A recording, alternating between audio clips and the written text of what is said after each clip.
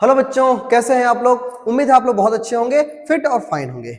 बच्चों, उम्मीद है आपकी तैयारी बहुत अच्छी चल रही होगी, बोर्ड्स के लिए आप बिल्कुल अच्छे से मेहनत कर रहे होंगे। बच्चों, आज हम लोग क्या पढ़ेंगे? आज हम लोग पढ़ेंगे चैप्टर नंबर 3 हिस्ट्री का क्लास 10 भूमंडलीकृत विश्व का बनना, इसका पार्ट 2। लास्ट क्लास में हम लोगों ने इसका फर्स्ट पार्ट को बहुत अच्छे से स्टडी कर लिया है। उसमें हम लोगों ने पढ़ा है कि किस तरह से वैश्वीकरण क्या होता है, वैश्वीकरण का जो है सो पूरे दुनिया पर क्या प्रभाव होता है, और इस क्रम में हम लोगों ने सीखा कि अमेरिका को किस तरह से चेचक के वजह से पूरी दुनिया से काफी सालों से अलग रहने की वजह से अमेरिका को बहुत आसानी से गुलाम बना लिया गया। अब आज का क्लास में हम लोग क्या सीखेंगे, चलिए आज हम लोग स्टार्ट करते हैं अपनी जर्नी को बहुत अच्छे से और समझते हैं आज के इस टॉपिक को। सबसे पहले हमारे सामने टॉपिक है आज का, वो है 19वीं शताब्दी। और आज हम लोग 100 साल के टाइम पीरियड के दौरान आज हमारा टॉपिक होगा, आज हम अर्थव्यवस्था को समझते हैं। वैश्वीकरण से क्या पूरे अर्थव्यवस्था में भी किसी तरह का कोई अंतर आता है? क्या एक देश में कोई बदलाव से दूसरे देश में कोई बदलाव आता है, और आता है तो कैसे? कैसे पूरी वैश्विक अर्थव्यवस्था, एक देश और दूसरे देश आपस में कनेक्टेड होते हैं, उसको समझते हैं। तो चलिए स्टार्ट करते हैं।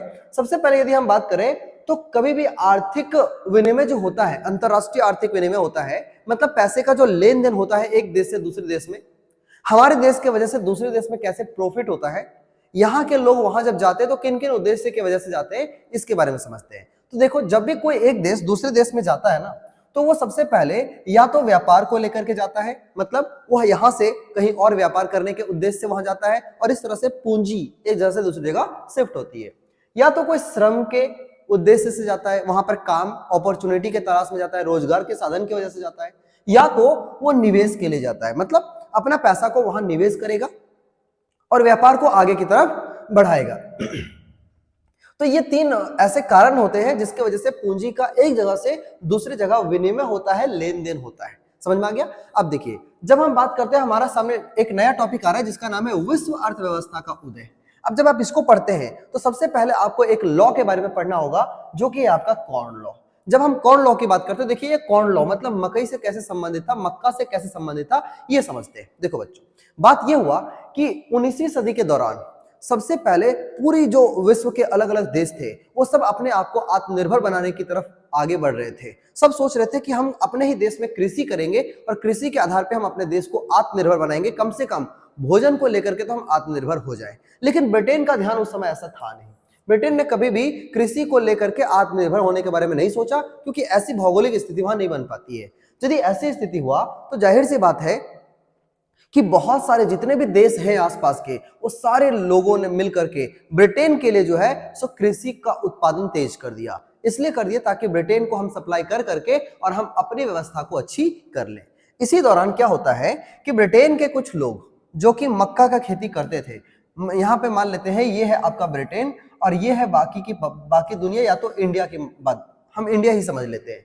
तो मान लो कि ये ब्रिटेन है, तो ब्रिटेन के जो लोकल किसान थे उन्होंने कहा कि यदि आप बाहर से अनाज को मंगाओगे, एक बात ध्यान से आपको समझना होगा कि ब्रिटेन जो है वो कभी भी बाहरी देशों में सप्लाई नहीं कर रहा है ना। यहाँ के कुछ लोग यहाँ पे खेती कर रहे हैं, एकदम बहुत बड़े पैमाने पर नहीं हो रहा है, क्योंकि इससे अपने आप को आत्मनिर्भर नहीं बनाना है। जबकि दूसरे देश सिर्फ खुद को आत्मनिर्भर ही नहीं बनाना चाह रहे, बल्कि अपने यहाँ उत्पादन करके और यहाँ पर सप्लाई भी करना चाह रहे हैं।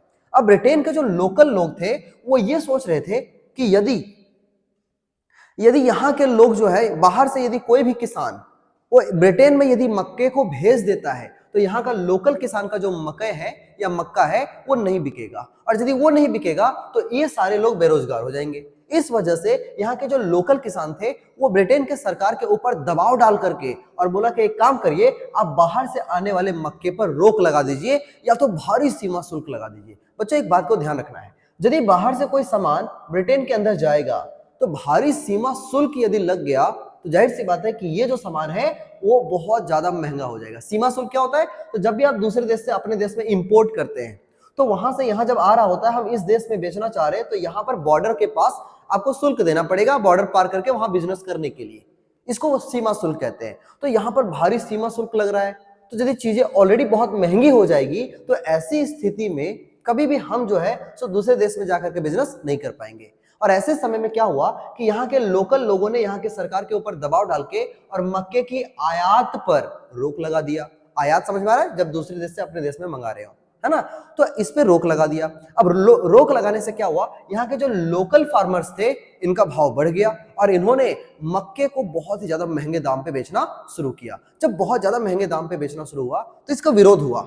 ब्रिटेन के लोकल लोगों ने ही, शहर के रहने वाले लोग, क्योंकि सबसे ज्यादा इसका असर पड़ता है मिडिल क्लास फैमिली, शहरी मिडिल क्लास फैमिली, तो उन्होंने जब सरकार के ऊपर दबाव डाला कि आप जो है इस तरह का किसी भी तरह का नियम नहीं लगा सकते, तब जाकर के सरकार ने कॉर्न लॉ को वापस लिया, है ना। और कॉर्न लॉ को जब वापस लिया तो वैश्विक तौर पे अलग अलग देशों ने जो भी इसके लिए उत्पादन किया था उन सभी का जो है सो अब यहां पर जो है सो आने लगा।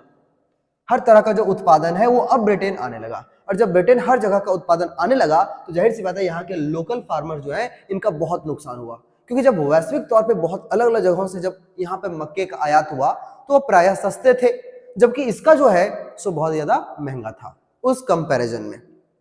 इस तरह से यहाँ के लोकल फार्मर्स बेरोजगार हो गए और उन्हें काम की तलाश में अलग अलग जगह पे जाना पड़ा। तो आप समझ पा रहे होंगे कि किस तरह से ब्रिटेन जो है वो अपने ही देश के जो किसान हैं उनकी रक्षा नहीं कर पा रहा है, वो उनका सहायता नहीं कर पा रहा है। अब बढ़ते हैं आगे। आपको यहां तक समझ में आ गया कॉर्न लॉ क्या समझ में आ गया। तो ब्रिटेन में मक्के की आयात पर रोक लगाने के लिए जो लोकल किसानों की वजह से दबाव देकर के एक कानून बनाया गया जिसे कहा जाता है कॉर्न लॉ। समझ में आ गया। और इस कॉर्न लॉ का क्या हुआ आप लोगों ने बहुत डिटेल में इसको पढ़ लिया। चलिए बढ़ते हैं अब आगे। हमारा अगला टॉपिक ये है कि 19वीं सदी के दौरान ब्रिटेन में अब क्या होता है बच्चों, कि जैसे ही वहां पर आप देख रहे हो बेरोजगारी की समस्या उत्पन्न हो गई, लोग जो है ब्रिटेन के जो किसान हैं वो बेरोजगार हुए, वो इधर उधर अपने काम की तलाश में निकल रहे हैं। इसी समय यहाँ पर औद्योगिक क्रांति आती है। औद्योगिक क्रांति का मतलब यह हुआ कि वहां पर बहुत सारी फैक्ट्रियां लगना शुरू होता है। एक समय था जिस समय इंग्लैंड का जो पूरा इलाका जो है वहां पर चिमनियों से आपको नजर आ रहे थे। हर घर में, हर इलाके में बड़े बड़े ऊंचे ऊंचे चिमनी होते थे और सभी से धुआं निकल रहा है। इसका मतलब वो पूरा एक औद्योगिक हब बन चुका था एक समय में। तो औद्योगिक क्रांति तो हो गई, लेकिन कच्चा माल भी तो चाहिए होता है इसके लिए। अब यहाँ पर आप जान रहे हो कि बहुत ज्यादा यहाँ पर खेती हो नहीं रही है, तो अब इसके लिए इसका डिमांड को पूरा करने के लिए अब पूर्वी यूरोप, रूस, अमेरिका और ऑस्ट्रेलिया जैसे लोग जो हैं वो ब्रिटेन की पूर्ति करने के लिए खेती करना शुरू किया। अच्छा, और ऐसे जगहों पर जो मजदूर है वो कहां से लाया जा रहा है, तो ये सारे मजदूर को यूरोप के इतने सारे जो बेरोजगार लोग थे उन्होंने ही खेती करना शुरू किया किसी दूसरे के खेतों में जाकर के। इससे बड़े बड़े किसान जो है वो इनसे खेती करवा रहा है और जो बेरोजगार हो गए थे किसान उनको जॉब भी मिल रहा है। इस तरीके से यूरोप के लगभग 5 करोड़ लोग अमेरिका और ऑस्ट्रेलिया में जाकर के बसे और ब्रिटेन के लिए और बहुत सारे ऐसे यूरोपीय देश जहां पर खाद्य पदार्थों की कमी थी उसके लिए काम करना शुरू किया। 1890 तक वैश्विक कृषि अर्थव्यवस्था सामने आने लगी।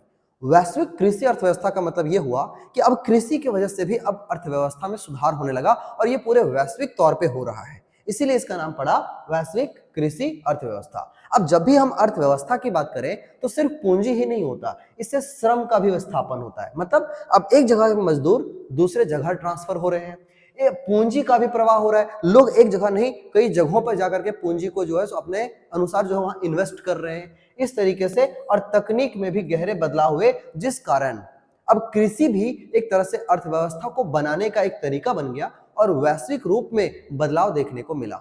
जब एक देश नहीं कर रहा है, कृषि नहीं कर रहा है, तो उसके डिमांड को सप्लाई करने के लिए विश्व के कई देश सामने आते हैं और वो उसके लिए कृषि का काम करना शुरू करते हैं। इस तरह से उनकी तो अर्थव्यवस्था बनती ही है और उसको सप्लाई किया तो वो देश जो उत्पादन नहीं कर रहा है उसकी भी अर्थव्यवस्था में ठीक आती है। वहां के भी जनता को अब खाने को अच्छा भोजन मिल पाता है और कम कीमत में मिलता है क्योंकि सप्लाई अच्छा हो रहा है ना। तो इस तरीके से आप देखें कि कैसे कृषि के आधार पे अर्थव्यवस्था बहुत तेजी से बूम करता है। राइट, समझ में आ गया। चलो आगे बढ़ते हैं। अब अनाज जो है वो दूर देशों में, एक और बात है आपको ये तो समझ में आ गया, ये समझ में आ गया। अब बात आती है तकनीक की। तकनीक मतलब टेक्नोलॉजी। क्या आपको लगता है कि अर्थव्यवस्था को बनाने के लिए टेक्नोलॉजी बहुत जरूरी है? बहुत जरूरी बच्चों, है ना। जैसे कि आज के समय में आप सोचिए ना, आपके आसपास में कोई भी एक बड़ा शहर होगा तो जाहिर सी बात है कि वो शहर इसलिए बड़ा बना क्योंकि वहां पर सड़क बहुत अच्छी होगी, है ना। वहां पर टेक्नोलॉजी अच्छा होगा, वहां पर सड़क होगा अच्छा, वहां पर जो रेलवे बहुत अच्छे से काम करती होगी, वहां पर ट्रांसपोर्टेशन का खासकर बहुत अच्छी व्यवस्था होगी, जिस वजह से वो डेवलप हो पाया। तो कहीं के भी अर्थव्यवस्था को बेहतर बनाने के लिए वहां के संसाधन अच्छे होने चाहिए, चाहे वो कुछ भी हो, परिवहन हो, संचार हो, है ना, या किसी भी तरह के जो संसाधन होते हैं उसका बहुत अच्छा होना बहुत जरूरी है। तो अब तकनीक का भी हम प्रभाव देखेंगे कि क्या होता है। देखिए, सबसे पहले जब हम रेलवे और जहाजों की बात करें तो अब क्या होने लगा कि अनाज अब दूर दूर देशों से आप जान रहे हो कि यूरोप के कुछ देश ऐसे थे जहां खेती नहीं हो रहा है बड़े पैमाने पे, तो अब बहुत दूर दूर से यूरोप से कोई एशिया से भेज रहा है, अमेरिका से, ऑस्ट्रेलिया से, अलग अलग जगहों से अब जहाज के ऊपर अनाजों को भर भर के और यूरोप के बाजारों में उतारा जाने लगा।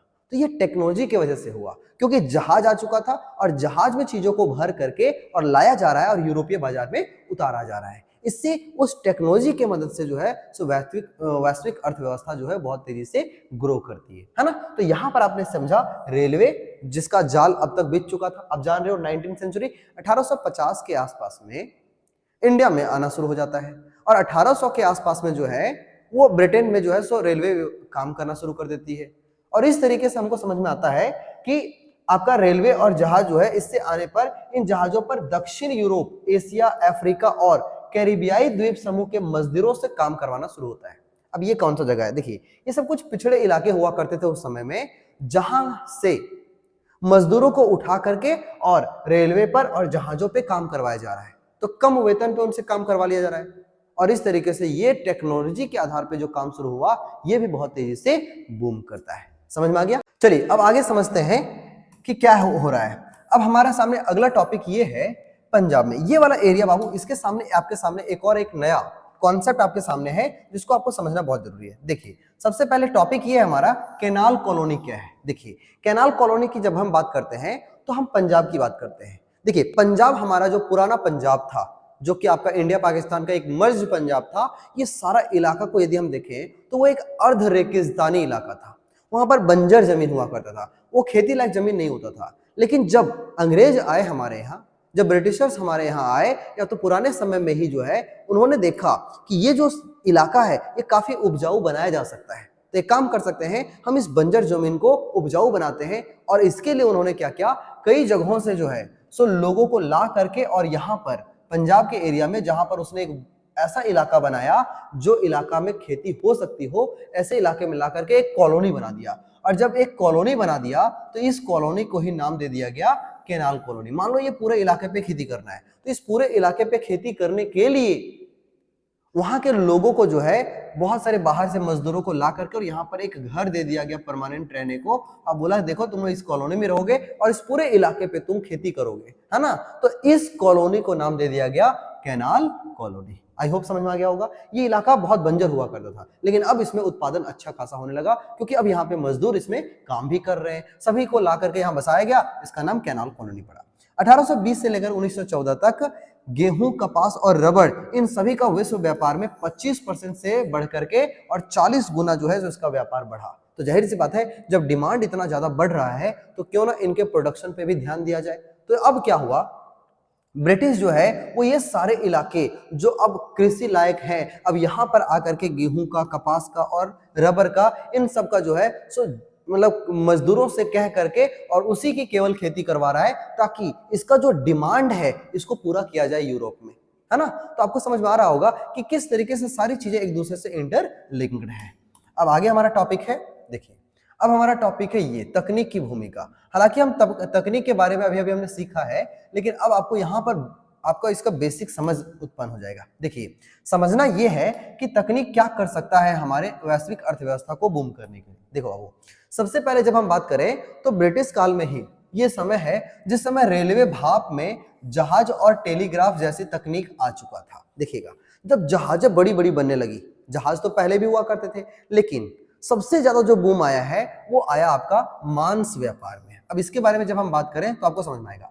1870 के दशक में या उससे पहले जो है सो मांस व्यापार होता था, लेकिन पहले जितने भी जानवर होते थे उसको यूं ही जहाजों पर ऐसे लोड करके ले जाया करते थे।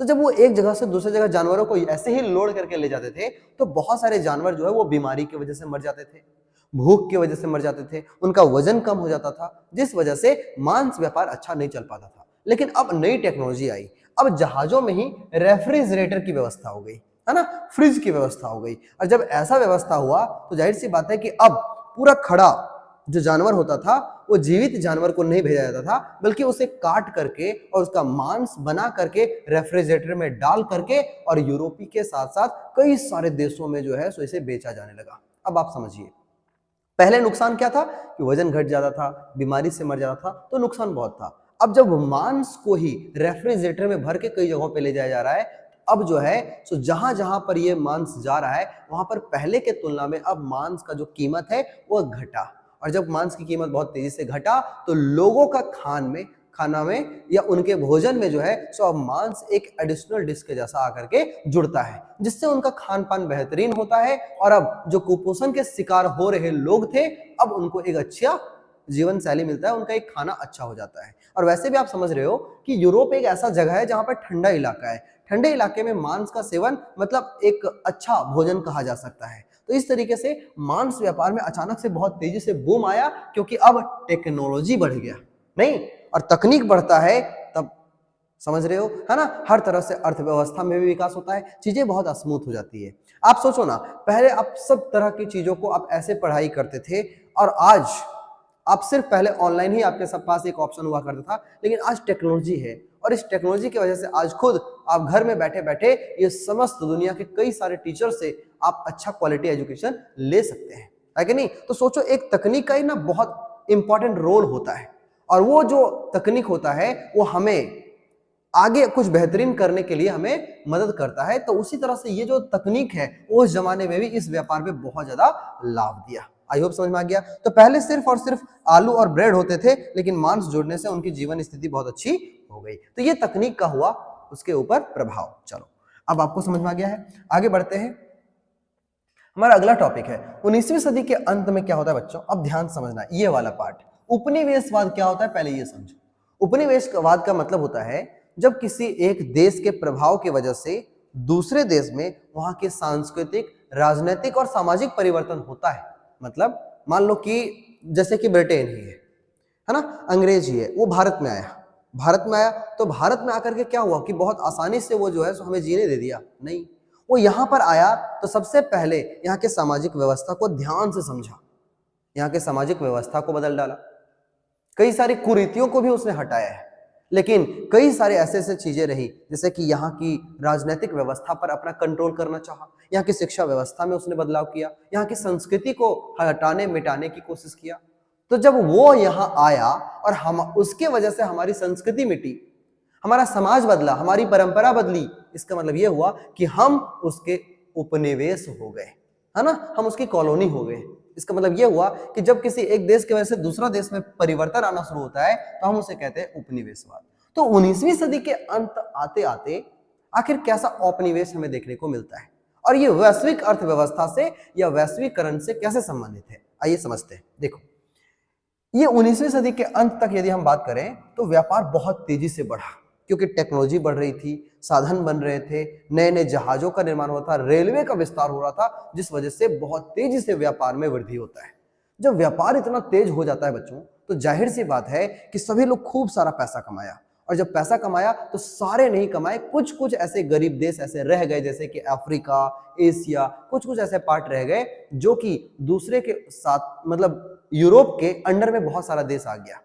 अब जब यूरोप के अंडर में बहुत सारा देश आया, जैसे कि अफ्रीका उसमें एक पार्ट है, तो यूरोपियंस ने अफ्रीका को इस तरह से बांट लिया मानो वो उसका एक प्राइवेट लैंड हो पहले से ही, है ना। उसने क्या किया, बहुत सारे भागों में जो भी देश था उसको बहुत भागों में काट लिया, और उसको उसके आजीविका को भी उससे आपस में उससे छीन लिया। मतलब समझ में नहीं आ रहा। देखिए, 1885 में यूरोप के ताकतवर देशों की बर्लिन में एक बैठक होती है ना, और जब बर्लिन में एक बैठक होती है, याद रखिएगा, बर्लिन में एक बैठक होती है, तो उसमें अफ्रीका के नक्शों पर लकीरें खींचकर उसे आपस में बांट लिया जाता है। मतलब यूरोप में जब संपदा बहुत ज्यादा बढ़ती है, जब यूरोप में बहुत तेजी से वहां का व्यापार बढ़ता है, पैसा बहुत होता है, तो उन्होंने अफ्रीका को सोचा कि हम इसे बैठ करके बांट लेते हैं, और बर्लिन में, है ना, जो कि फ्रांस में है ना वहां पर बैठ करके एक बैठक होती है, और वहां बैठ करके उसने कहा कि हम अफ्रीका को हम बांटेंगे, क्योंकि ये एक ऐसा देश था ना जो बहुत ही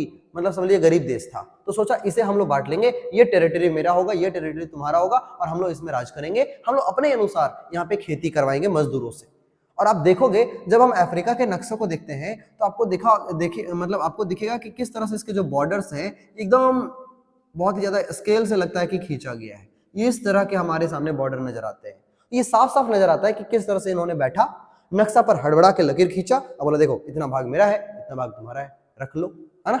और वहां पर वो जो है वहां के मजदूरों से जबरदस्ती खेती करवाते थे, इधर खुद करते थे, और इस तरीके से अफ्रीका का पूरी तरह से समझ लीजिए कि आपस में बांटने का काम किया जो यूरोपीय बड़े बड़े देश थे।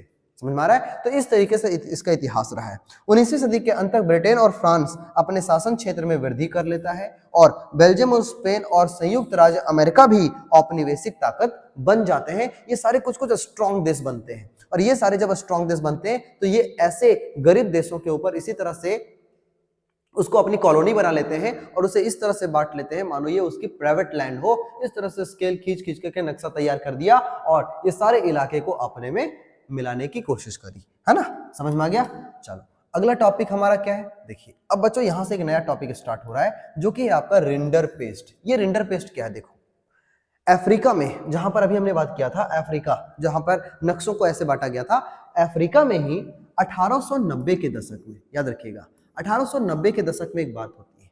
पूरी कहानी आप ध्यान समझिए, एक बार में आपको समझ में आ जाएगा। देखिए ये है अफ्रीका, और अफ्रीका में 1890 के दशक में क्या होता है, इटालवी सैनिक, यहाँ देखिए एक देश है जिसका नाम है इटली, यूरोप में, है ना। इसने क्या किया, एशिया से कुछ जानवर को मंगाया जिसे वो खाते थे, मतलब बकरा वकरा, है ना, आप लोग भी खाते होंगे, है ना, लेकिन ये गलत बात है।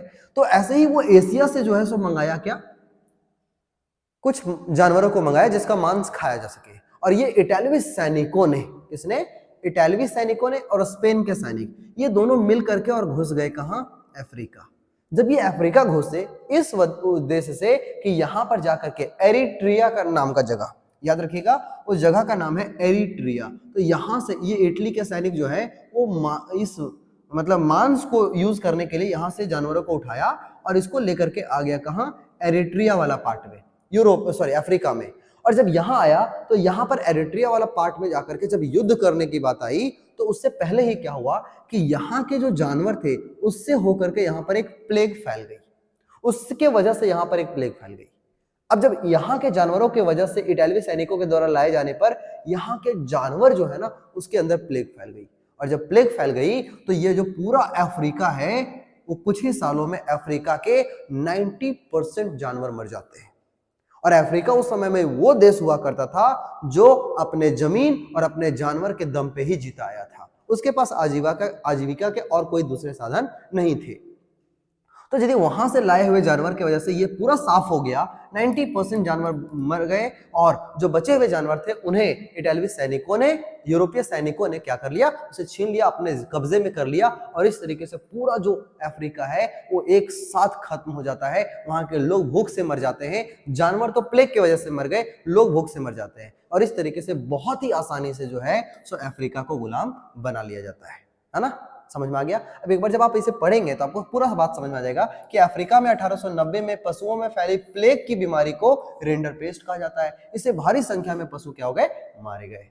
मैं आपको ये सारा मटेरियल इसलिए देता हूं ताकि आप अपने नोट्स तैयार कर सकें, आप इसको देख करके समझ सके और पूरा डिटेल एक्सप्लेनेशन पढ़ सके। हालांकि जो मैंने समझाया है वही यहाँ लिखा हुआ है ना। तो इस तरीके से आप देख सकते हैं कि कितने सारे जो मतलब जानवर है वो एक के बाद लगातार मरते चले जा रहे हैं, और इस वजह से वहां के लोग जो है वो भी मरते चले जा रहे हैं। अच्छा, वहां के उस समय मजदूरों में मजदूरी का चलन नहीं था, वो कभी नहीं चाहते थे कि हम मजदूरी करें, ये सिर्फ और सिर्फ अपने जानवरों और अपने जमीन के दम पे ही जीते आए थे, है ना। इस वजह से उनके नहीं रहने पे यहाँ के लोग भी असहाय हो गए, भूख से मर गए, तड़प तड़प के मर गए, और इस तरह से अफ्रीका को बहुत आसानी से गुलाम बनाया जा सका, है ना। देखो अब आगे का टॉपिक, ये वही बात लिखा हुआ है कि रिंडरपेस्ट नामक बीमारी एरिट्रिया पर हमला करने के दौरान इटालवी सैनिकों के द्वारा लाए गए एशियाई जानवरों की वजह से फैली, जो 1892 तक अटलांटिक तट और 1897 तक जाते जाते केप ऑफ गुड होप जिसे कहा जाता है, अफ्रीका का जो सबसे निचला बिंदु होता है इसका नाम है केप ऑफ गुड होप। तो सबसे पहले ये तो इस वाले भाग से स्टार्ट हुआ, लेकिन यहां से होते होते होते होते धीरे धीरे पूरा जो साउथ अफ्रीका है इसके सारे जानवर मारे गए। इटालवी सैनिकों ने बचे हुए जानवरों को भी 90% जानवर मारे गए, और मरने के बाद जो बचा उसे बहुत ही आसानी से उस संसाधन को कब्जे में करके अफ्रीका को बहुत आसानी से क्या कर लिया, गुलाम बना लिया। आई होप समझ में आ रहा होगा कहानी, है ना। और इस तरीके से इसको बहुत आसानी से गुलाम बना लिया गया। चलो अगला टॉपिक क्या है भाई, देखो भारत में अनुबंधित श्रमिकों का जाना। बच्चों यहां से एक नया कॉन्सेप्ट देखो, भारत की बात करें तो भारत से किस तरह से यहाँ के मजदूरों को काम करने के लिए यूरोपीय बाजारों में ले जाया जाता था। इसके लिए उसने कुछ कुछ सीधे रास्ते भी अपनाए, कुछ गलत रास्ते भी अपनाए। देखिएगा, सबसे पहले यदि हम बात करें अनुबंधित का मतलब क्या होता है। अनुबंधित का मतलब होता है एग्रीमेंट। मतलब एग्रीमेंट पहले से कर लो कि तुम कितने साल के लिए वहां काम करोगे। एग्रीमेंट करके इसको ले जाया जाता था। जब ले जाया जाता था तो ऐसा नहीं था कि जो बागान मालिक होते थे या कहीं खदानों में काम करने वाले जो लोग होते थे वो डायरेक्टली अपॉइंट करते थे, ऐसा नहीं है। उनका एक एजेंट होता था और वही एजेंट क्या करता था, भोले भाले मासूम मजदूरों को जो है तो इस बात का दिलासा दिला करके कि चलो वहां पे फैसिलिटी बहुत अच्छा मिलेगा, आपको कभी भी आने का मौका मिलेगा और आप बहुत ही अच्छे से सुकून भरी लाइफ को आप जिएंगे और बहुत आराम से आप रहेंगे। लेकिन इससे पहले एग्रीमेंट करवा करके धोखाबाजी करके ले जाता था और वहां के बागान मालिक जो होते थे वो इनसे दिन रात काम करवाते थे और खाने को कुछ नहीं देते थे। मतलब संसाधन बहुत कम था, काम बहुत ज्यादा था और यदि वो जाना चाहे तो उसे जाने भी नहीं दिया जाता था और यदि वो भागता हुआ पकड़े जाए तो उसे बहुत पिटाई किया करते थे, है ना। तो ये समझ लीजिए एक तरह से बहुत ज्यादा जुल्म हो रहा था मजदूरों के ऊपर।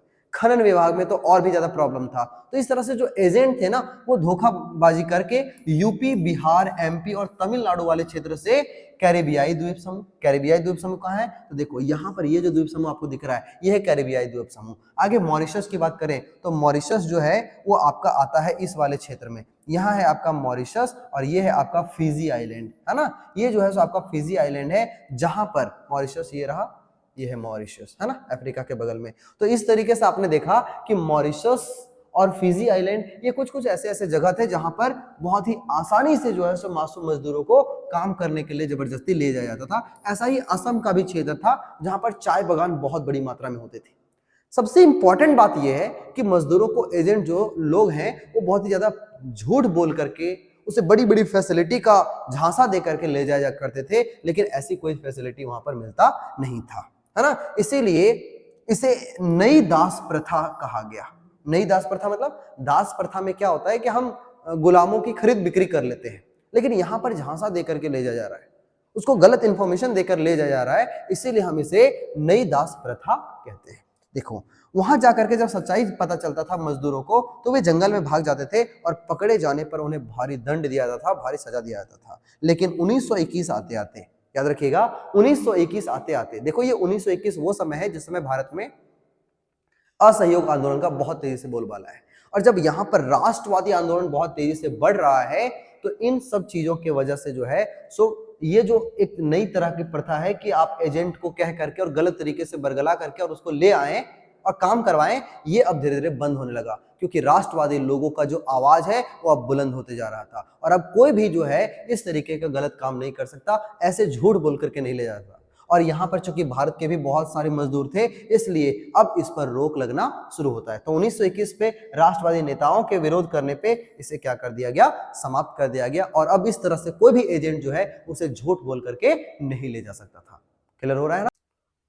तो बच्चों आज के लिए रखते हैं इतना ही, और यदि आपको आज के इस क्लास को पढ़ करके बहुत अच्छा लगा होगा, यदि आप इसको एंजॉय किए होंगे और इससे आपके बोर्ड एग्जामिनेशन में यदि कुछ भी फायदा हो रहा होगा तो बच्चों इस चैनल को अभी सब्सक्राइब कर लीजिए और जुड़े रहिए हमारे साथ। इससे आपको बोर्ड एग्जामिनेशन को लेकर के बहुत फायदा होगा। और अब तो हम लोग एमसीक्यू के बहुत सारे सेशंस में लाने वाले हैं, बहुत सारे हम लोग इंपॉर्टेंट क्वेश्चंस को भी प्रैक्टिस करेंगे। चलिए तो मिलते हैं कल के एक नए क्लास में, तब तक जुड़े रहिए, सीखते रहिए, समझते रहिए और जुड़े रहिए गुरुकुल साथी के साथ। चलिए बच्चों तो मिलते हैं कल। Thank you very much. जय हिंद।